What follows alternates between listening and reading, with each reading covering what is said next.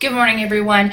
I have read your work from last week related to your health quality project, part one. The feedback that's been provided to you has been posted in Blackboard. Know that most of the feedback you're going to find is actually going to be on your paper, either through highlighted comments or little post-it notes. On my side, they look like blue triangles that you click on, and then there's feedback there. I want you to go through your paper sequentially and read the feedback that's been provided, and then consider how you'll apply that feedback in the future. One of the things that I experienced as I was going through a lot of my coursework as a student was a sense of varying feedback on formatting or grammar. Some faculty would mark up my paper all over the place and comment about grammatical mistakes. Some were very heavy on APA, and there were times that I felt like I was kind of getting mixed messages. That can be frustrating. One thing I want to encourage you to do is to understand that if you are using the APA guidelines as they are published, you are always going to be in kind of on the right side of things. The APA book looks like this. My hope is that you have purchased this and that this has been guiding your writing and your formatting. Folks, I want to remind you that this book is not just about where to put headings and what your reference list looks like. It addresses scholarly writing, writing in using professional syntax, or another word for syntax is structure or wording, so that you are writing professionally, not informally. And there's so much value in creative writing and writing with opinion, but scientific writing, which nursing is a science, is not where you're going to use that informal writing and a limited structure. The APA tool, the APA tools that are published in these books is what guides not just the structure, but also the development of your writing, how you express your ideas. So I do want you to be aware that the book is the recommended resource.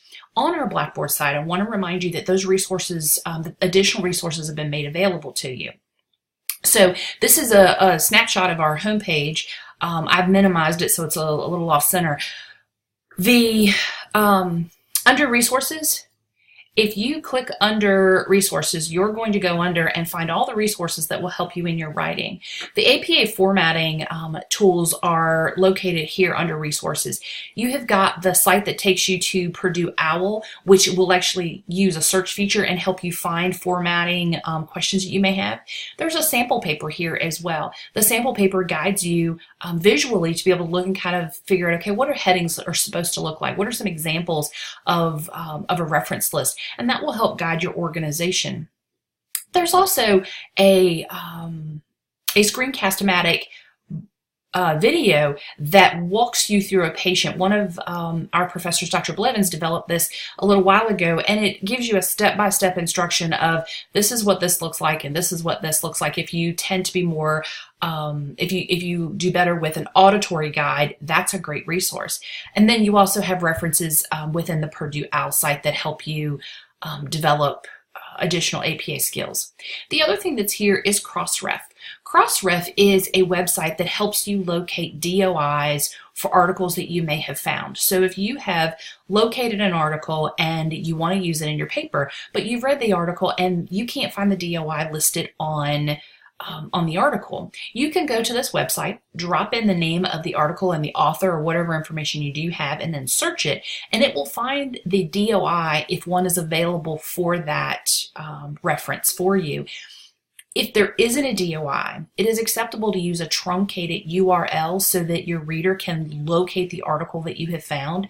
Know that the first course of business is to make sure that there's not a DOI. In 2019, the vast majority of scholarly peer-reviewed published articles are going to have a DOI. Sometimes periodicals that are published annually, maybe sometimes if they're published internationally and have a limited publication, they may not have a DOI. But folks, that's zebras, not lions, or zebras, not horses. Rarely are you going to find a scholarly quality article that doesn't have a DOI. Doesn't mean you won't, but I want you to make sure that you're looking for those DOIs, and sometimes you have to take that extra step, and Crossref is a great tool. If you are wrapping up your RN to BSN journey and you're just so done and you're like, okay, I'm going to eke my way through APA and I'm not interested anymore in knowing anything more than I have to, fully get that. If you're thinking about graduate school, maybe not now, but in a year or two, I'm going to encourage you to continue to learn about APA. It is the standard format for scientific writing for nursing. So if you move into graduate school, the requirement to know and be comfortable with APA is going to be expected. It's going to show up across all of your coursework. So the more familiar you are, the better off you'll be if you're looking to continue to further your education. I have found the use of social media helps keep me aware and learning about ways to use APA.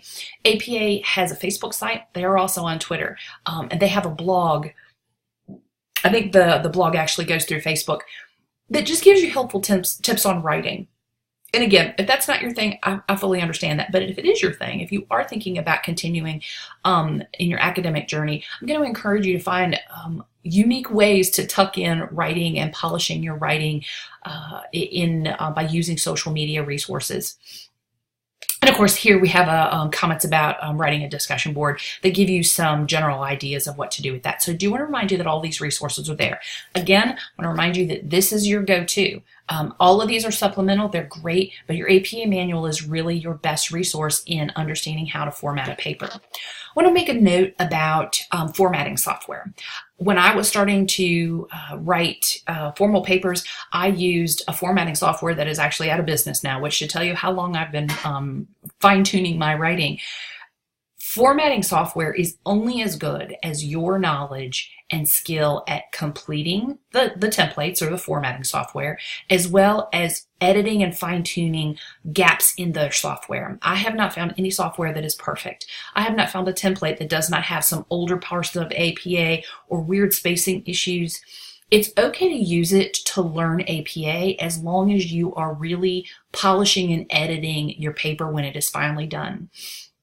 If you are trusting software or formatting tools to do the APA for you, you will continue to have issues because, again, the software templates are only going to be as savvy as you are in knowing where everything goes in, all the boxes, and then there's still some gaps in spacing and organization, and they're not going to pick up on grammatical errors. They're not going to pick up on page organization. My encouragement is to use the tools that are supportive, but always go back in and double check your work. The other great thing is we have a writing center. You can send your paper to them and say, hey, can you check my APA? You've got to give them a couple of days, so if you're going to have another paper, plan accordingly. The other thing to do is have a second set of eyes. Have your kind of a ghost reader, someone that you really trust to read and fine-tune your grammar or your writing structure. My husband often joked that his name should be on my last 2 degrees because he proofread all of my papers. Now, we often argued over who was right in where all the periods went, what grammatical mistakes were on there.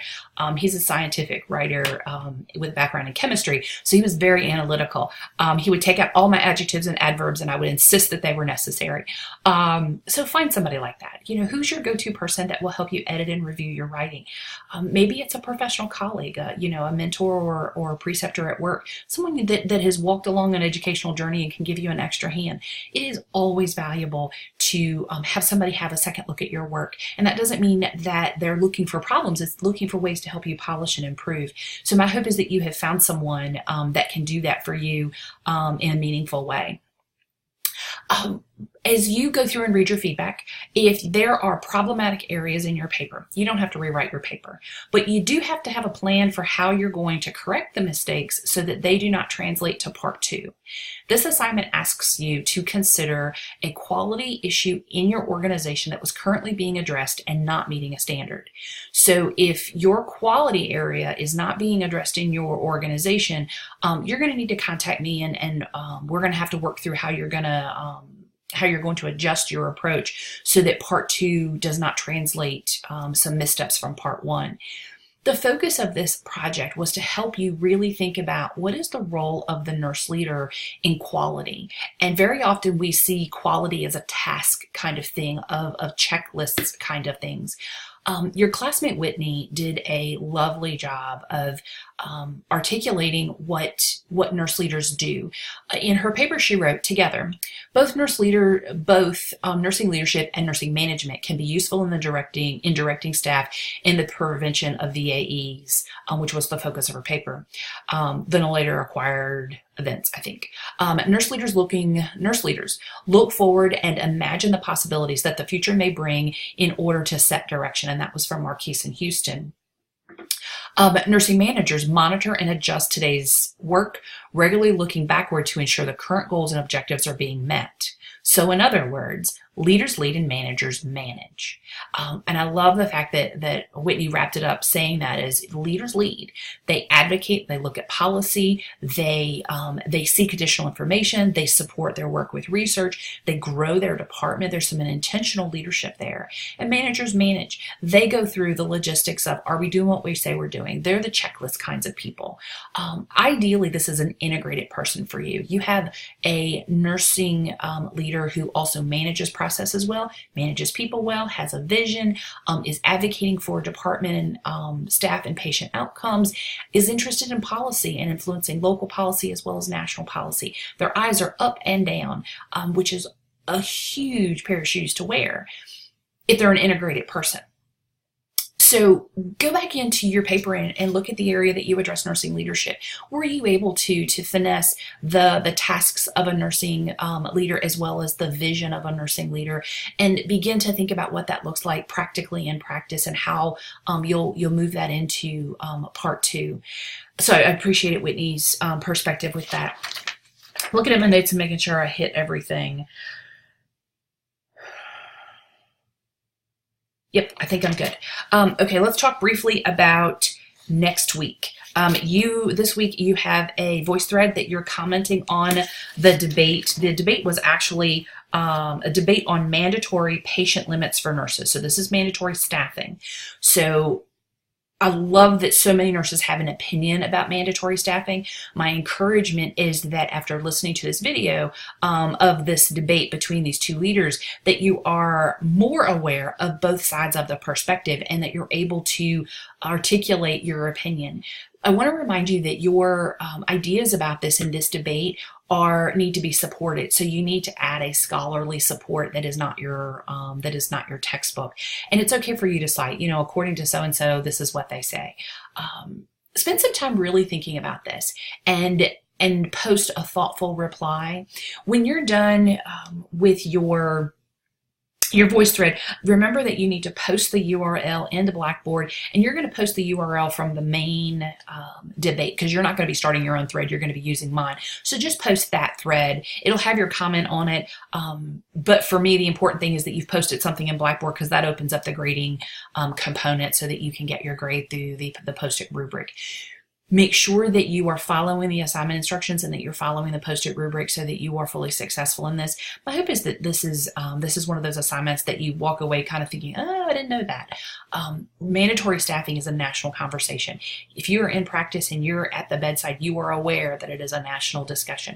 You're also acutely aware that we have a national shortage of nurses, and that my hope is that you are not under the impression that a nurse is a nurse, and that we can create mandatory staffing that says, 4-to-1 or 6-to-1 ratio, and that all of those 4-to-1 or 6-to-1 ratios are the same, that we don't just need to be looking at a metric of numbers, but we need to look at staffing mixes, and we need to look at qualified mixes, and we need to think about, how do we balance our workload as well as fiscal responsibility to an organization.